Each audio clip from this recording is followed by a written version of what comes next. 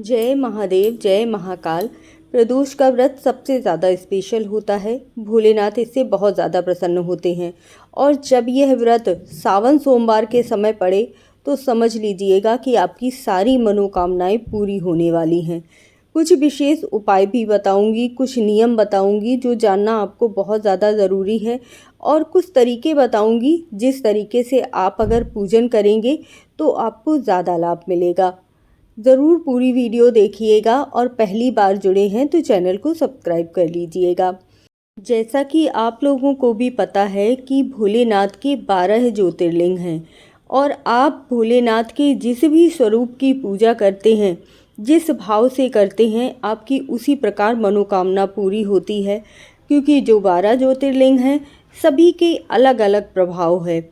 आज मैं आपको बाबा बर्फानी यानी कि अमरनाथ बाबा के दर्शन करवाऊंगी और उनकी पूजा अर्चना करूंगी। अगर आप इस सावन में इस तरीके से पूजा अर्चन करते हैं तो आपकी बहुत सारी मनोकामनाएं पूरी हो जाती हैं। हर ज्योतिर्लिंग का अपना एक अलग ही महत्व है।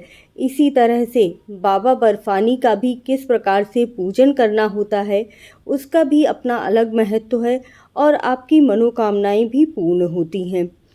प्रदोष व्रत की जो पूजा होती है ना, वह संध्या के समय करना सबसे ज़्यादा शुभ माना जाता है। इसीलिए जो प्रदोष व्रत है वह 6 तारीख को दोपहर को 2:08 पर शुरू हो रहा है और 7 अगस्त को 2:27 पर समाप्त हो जाएगा।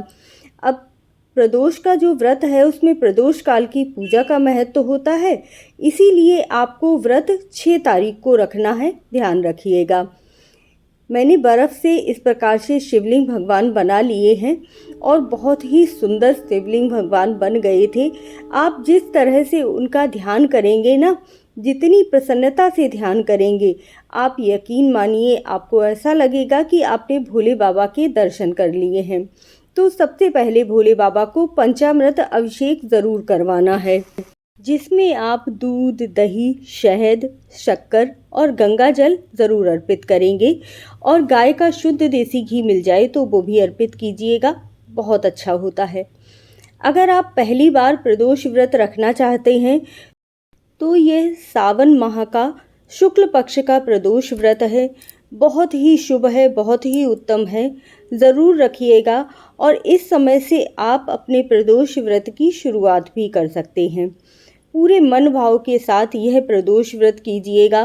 भोलेनाथ ऐसी कोई भी मनोकामना नहीं है जो पूर्ण नहीं कर सकते।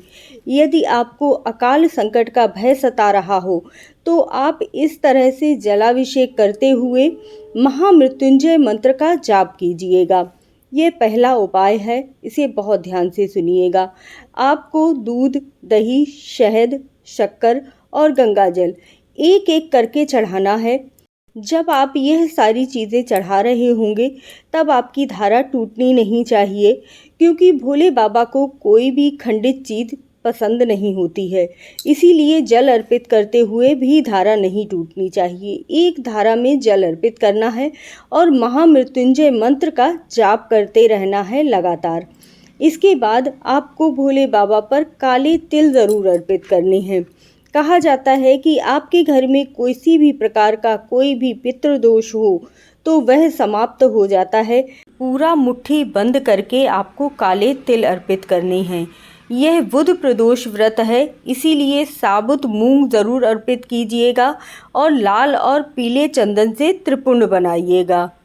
बेल पत्र अर्पित कीजिए, भांग मिले तो भांग अर्पित कीजिए, धतूरा अर्पित कीजिए। जो भी सामग्री आपको बहुत ही सुविधा से प्राप्त हो जाती हैं वह सभी सामग्री आपको भोले बाबा पर अर्पित करनी है। इस तरीके से अगर आप भोले बाबा की पूजा अर्चना करेंगे और वह भी संध्या के समय करेंगे तो आपकी हर मनोकामना पूरी हो जाएगी। अकाल मृत्यु का भय आपके घर में किसी को भी नहीं होगा। इस तरह से आपको ओम नमः शिवाय मंत्र की 108 बार जाप या माला ज़रूर कर लेनी है। प्रदोष का व्रत आपकी सारी मनोकामनाएं पूर्ण करने वाला होता है। पूरा दिन फलाहार का व्रत करते हुए आपको यह व्रत करना है।